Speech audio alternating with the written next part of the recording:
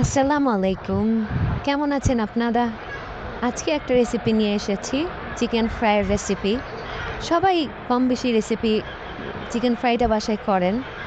আমি আমার স্টাইলে কীভাবে করি সেটাই দেখানোর জন্য এই ভিডিওটা করা।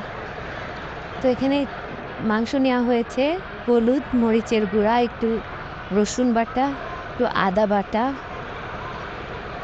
আর হচ্ছে একটু ধনে গুঁড়া, তারপর লবণ, তারপর হচ্ছে একটু গরম মসলা, জিরা গুঁড়া,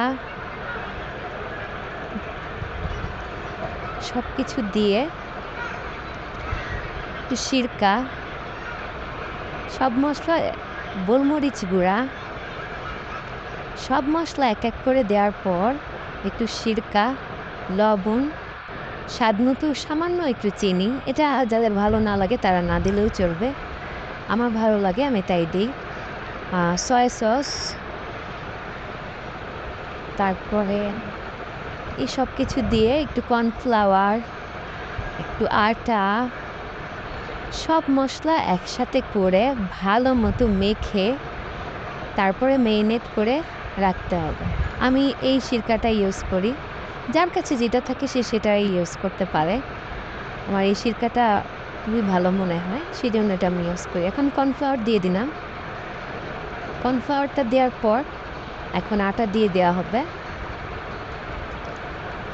আটাটা দেওয়া শেষ হয়ে গেলে তারপরে ভালো মতো মিক্সড করে ভালো মতো মেখে নিতে হবে, কারণ ভালো মতো না মাখলে মশলাটা গায়ে লাগবে না ফ্রাইয়ের।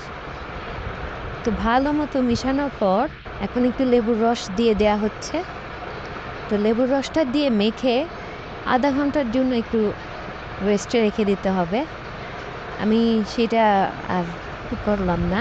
তো যেহেতু দেরি হয়ে গেছে, বাচ্চারা খেতে চাচ্ছে, তো ফ্রাই ভাজা শুরু করা হয়েছে। তো ফ্রাই ভাজা শেষ।